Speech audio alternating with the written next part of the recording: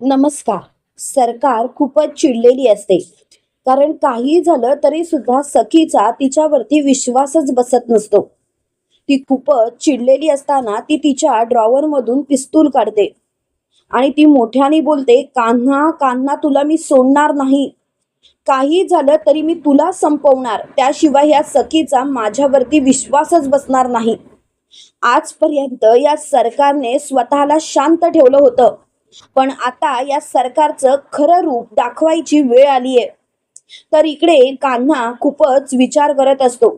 त्यावेळेला सखी कान्हाला म्हणते, कान्हा, मला तर कळतच नाही. कान्हा बोलतो, हे बघा सखी मॅडम, तुम्हाला आता स्वतःला समजायला पाहिजे. तुमची खरी आई कोण ते तुम्हीच ओळखू शकता. मी काहीच करू शकत नाही. सखी मॅडम, एक गोष्ट लक्षात ठेवा, शेवटी उत्तर तुमच्या समोर येणारच आहे. तेव्हा लगेच सखी बोलते, कान्हा, जे काही उत्तर असेल ते असेल, पण इतके वर्ष मी ज्या सरकारला माझी आई समजत होते ती माझी आईच नसेल तर? तेव्हा लगेच कान्हा बोलतो, सखी मॅडम, तुमच्या मनाला आत्ताच सांगून ठेवा, सरकार तुमची आई नाही आहे. हे ऐकल्यानंतर लगेच सखी बोलते, कान्हा, हे तू कसं काय ठामपणे सांगतोस? तेव्हा कान्हा बोलतो, आता माझ्याकडे कदाचित तेवढे पुरावे नसतील, पण एक ना एक दिवस माझ्याजवळ पुरावे येणारच. हे ऐकून मात्र सखीला खूपच मोठा धक्का बसतो. कान्हा गौतमच्या खोलीत गेलेला असतो. त्यावेळेला गौतम कान्हाला बोलतो, कान्हा, मला कळतंय, मला समजतंय तू माझ्याजवळ का आलायस, पण कान्हा, खरं सांगू का, माझ्या मनात कितीही इच्छा असली तरी सुद्धा मी तुझी मदत नाही करू शकत. तेव्हा लगेच कान्हा बोलतो, असं का करताय तुम्ही गौतम काका? अहो, इतकी वर्ष ज्या सरकारने तुम्हाला छळलं, अगदी तुम्हाला सगळ्यांना नोकराप्रमाणे वागवलं, त्या सरकारला तुम्हाला अजून सुद्धा पाठिंबा द्यायचा आहे का? तेव्हा लगेच गौतम बोलतो, नाही द्यायचा, पण काय करणार, हात माझे दगडाखाली आहेत. मी जर का काही बोलायला गेलो, माझं तोंड उघडायला गेलो, तर माझ्या मुलीच्या गळ्यावरती सुरा आहे. मला माझ्या मुलीचा चेहरा दिसतो कान्हा, आणि काही झालं तरी मी माझ्या मुलीच्या जीवाशी नाही खेळू शकत. तेव्हा कान्हा बोलतो, वा गौतम काका वा, म्हणजे तुम्ही फक्त कुल्फीचा विचार करताय. तेव्हा लगेच गौतम बोलतो, म्हणजे म्हणजे कान्हा, तुझ्या बोलण्याचा मला अर्थच समजला नाही. तेव्हा लगेच कान्हा बोलतो, बोलण्याचा अर्थ समजला नाही की अर्थ समजूनच घ्यायचा नाही? हे ऐकल्यानंतर गौतम काका बोलतात, प्लीज प्लीज कान्हा, प्लीज, तू माझ्या आता भावनांशी खेळ मांडू नकोस, कारण माझ्याकडे दुसरा पर्यायच नाहीये. अरे, कोणता बाप आपल्या मुलीच्या बाबतीत वाईट होताना बघेल? तेव्हा लगेच कान्हा बोलतो, म्हणजे तुम्ही सखीला तुमची मुलगी मानतच नाही? तेव्हा लगेच गौतम काका बोलतात, मानत नाही म्हणजे? अरे, सखी माझीच मुलगी आहे, माझ्या दादाची मुलगी आहे, आणि मी तिच्याशी असं वागेन का? जेवढी माझ्यासाठी कुल्फी महत्वाची आहे, तेवढीच माझ्यासाठी सखी सुद्धा महत्वाची आहे. अरे, लाडोबा आहे ती माझी, लाडोबा. तेव्हा लगेच कान्हा बोलतो, हो का? मग त्याच लाडोबाच्या बाबतीत वाईट घडतंय ते तुम्हाला दिसत नाहीये का? असं नाही वाटत का तुम्हाला की तुम्ही सरकारचा खरा चेहरा सखी समोर सांगितला पाहिजे, जेणेकरून खरी तेजस्विनी राघव कामत या घरात सखीची आई म्हणून अगदी राज्य करू शकेल? हे ऐकल्यानंतर गौतम म्हणतो, मला सगळं समजतंय कान्हा, सगळं काही कळतंय. अरे, पण काही काही गोष्टी नाही वळत आहेत. अरे, त्या सरकारबद्दल काही बोलायला गेलो ना की कुल्फीच्या डोळ्यातली ती भीती दिसते. कुल्फी घाबरलेली दिसते, तिचा तो घट्ट पकडलेला हात दिसतो. तेव्हा लगेच कान्हा बोलतो, मी शब्द देतो तुम्हाला काका, तुमच्या कुल्फीला काही होणार नाही, तिच्या केसाला सुद्धा धक्का लागणार नाही. पण प्लीज, बेबी सरकारांच्या बाबतीत जे काही घडतंय ना ते थांबवा काका. तेव्हा लगेच गौतम बोलतो, कान्हा, अरे मी काय करू, कसं समजावू तुला? त्यावेळेला तिथे तेजस्विनी कामत आलेली असते आणि ती बोलते, छोटे भाऊजी, छोटे भाऊजी, तुम्ही असं काय करताय? छोटे भाऊजी, कान्हा जर का तुम्हाला सांगतोय तर तुम्ही काळजी करू नका.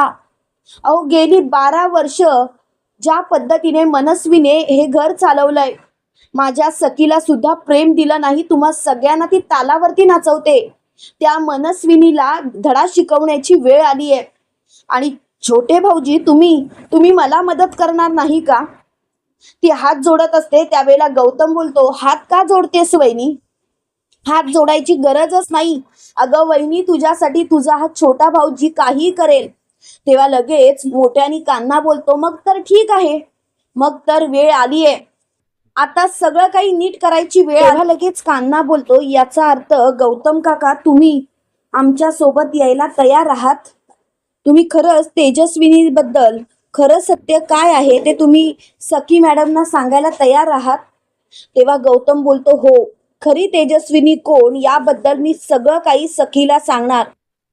इकडे सखी तेजस्विनीला बोलत असते, तुम्ही काल कितीही माझ्या समोर रडला असाल तरी सुद्धा तुम्हाला या प्रश्नांची उत्तरं द्यावी लागणार.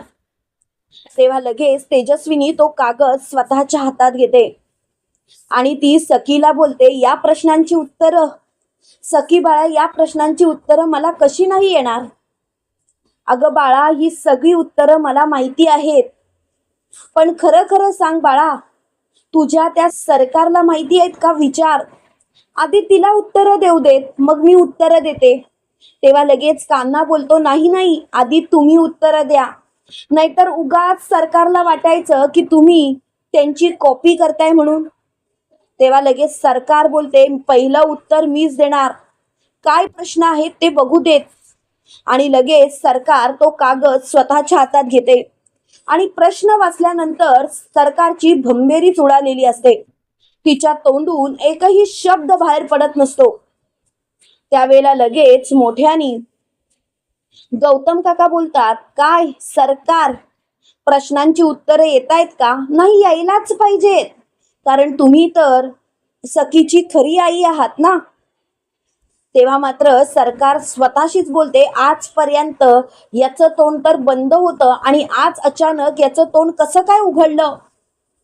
तेवढ्यात मात्र मोठ्यानी गौतम बोलतो, प्रश्न पडलाय ना, माझं तोंड कसं काय उघडलं? काय आहे ना सरकार, प्रत्येकाची वेळ ही येतेच आणि माझी वेळ आज आली आहे सरकार. आज मात्र मी गप्प बसणार नाही, आज मात्र सगळं काही मी सखीला सांगणार.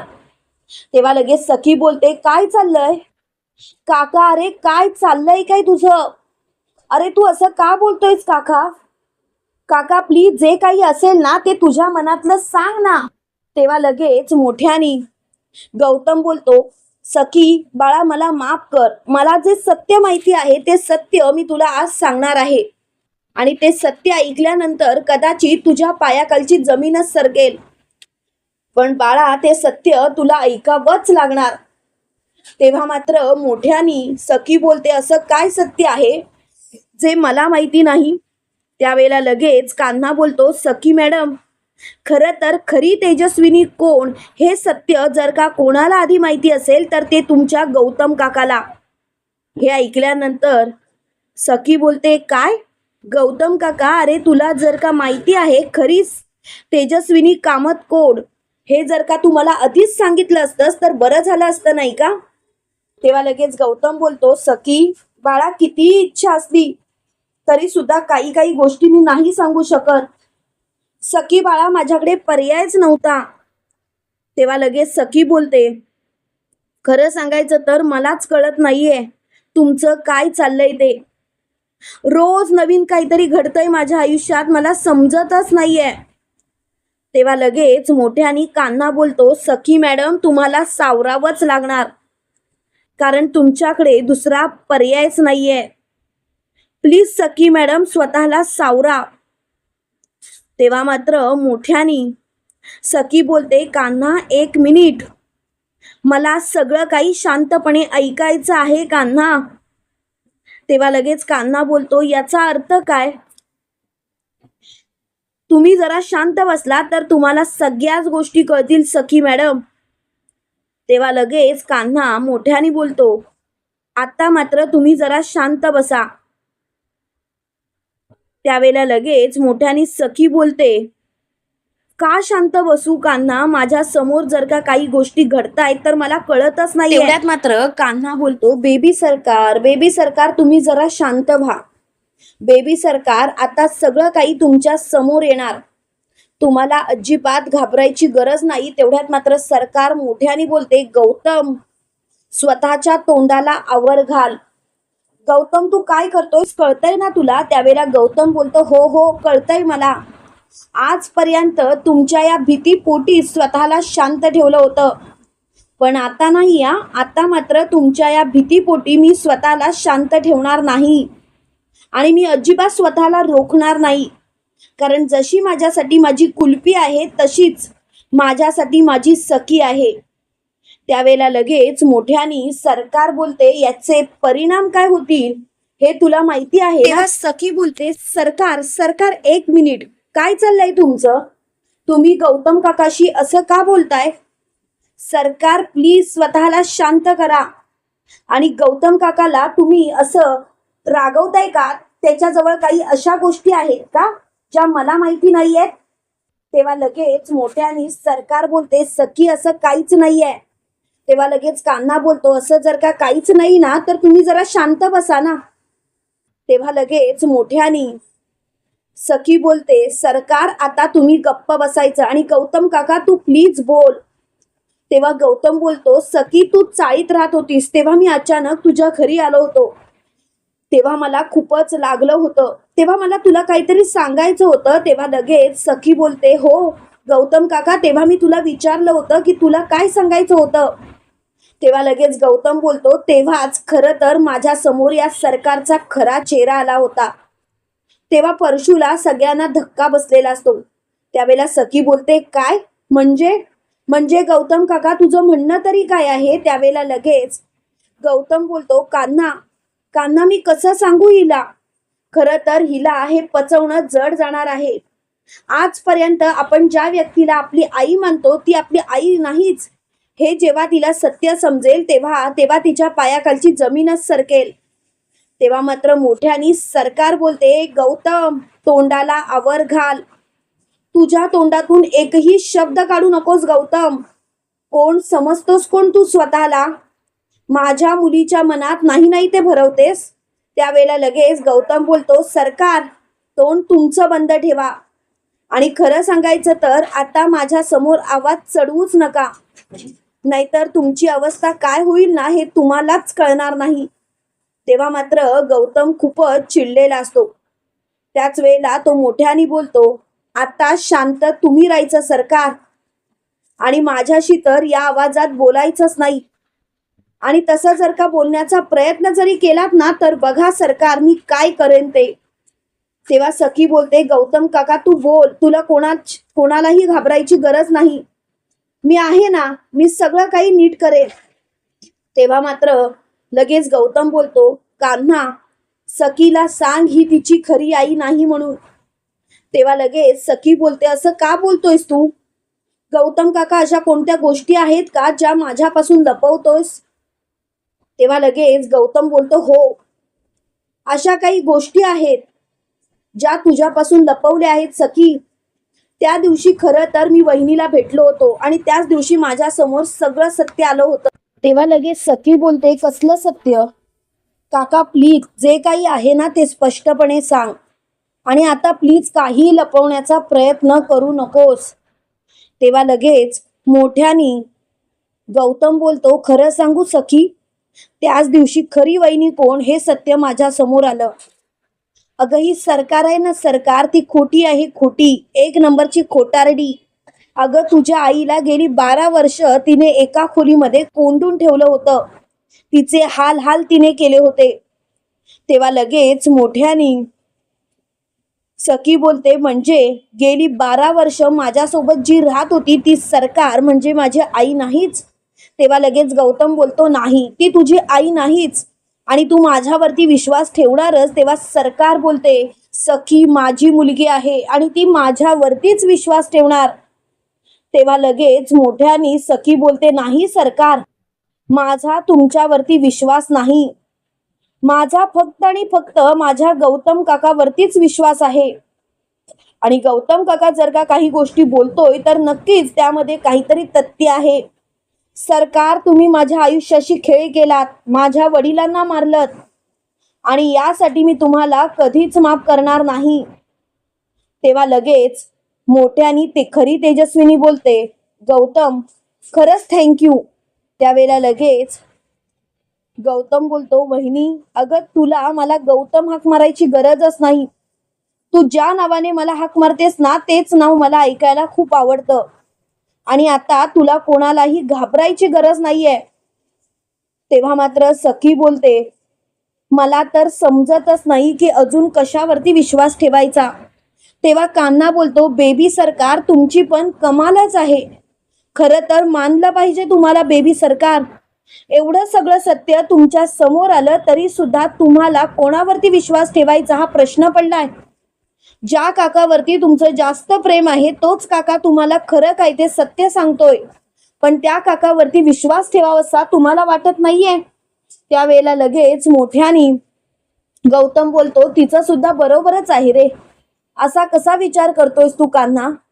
कान्हा, अरे तूच विचार कर, ज्या आईला तिने गेली 12 वर्ष स्वतःची आई म्हणून ओळखत होती, ती आई आपली आई नाहीच हे जेव्हा सत्य तिला कळलं असेल तेव्हा तिचे तर धाबे दणाणलेच असतील ना. तेव्हा तेजस्विनी सरकारच्या जवळ जाते आणि सरकारला बोलतेस, बघितलंस का मनस्विनी, बघ तुझी कशी वाट लागली की शेवटी खोट्याचा पर्दाफाश होतोच मनस्विनी. आणि तू कितीही प्रयत्न केलास ना तरी सुद्धा मनस्विनी, तू माझ्या सखीवरती कधीच प्रेम करू शकत नाहीस, तिच्या मनामध्ये कधीच स्थान मिळवू शकत नाहीस. तेव्हा मात्र मोठ्यानी सखी बोलते, पुरे झालं. आता तर मला समजतच नाही, पण गौतम काका बोलतो याचा अर्थ नक्कीच कुठेतरी काहीतरी तथ्य आहे आणि मला आता या गोष्टी पटायला लागल्यात. कितीही काही झालं तरी सुद्धा मी अजिबात शांत बसणार नाही. त्यावेळेला लगेच कान्हा बोलतो, बेबी सरकार तुमची खरी आई कोण हे सत्य तुम्हाला समजलं आहे. बेबी सरकार प्लीज आता स्वतःला शांत करा. आणि खरं सांगू का बेबी सरकार, आता स्वतःच्या मनाला समजवा, जे काही आहे ते तुमच्या समोर आहे. तेव्हा मात्र सखी बोलते, कान्हा मला कळतच नाहीये की काय करावं ते. तुम्हाला काय वाटतं मित्रांनो, खरोखर सखी तेजस्विनीला तिचा हक्क मिळवून देईल का? कमेंट करून नक्की कळवा. आणि असेच मालिकेंचे नवनवीन अपडेट पाहण्यासाठी व्हिडिओला लाईक, चॅनलला सबस्क्राईब करायला विसरू नका. थँक्यू.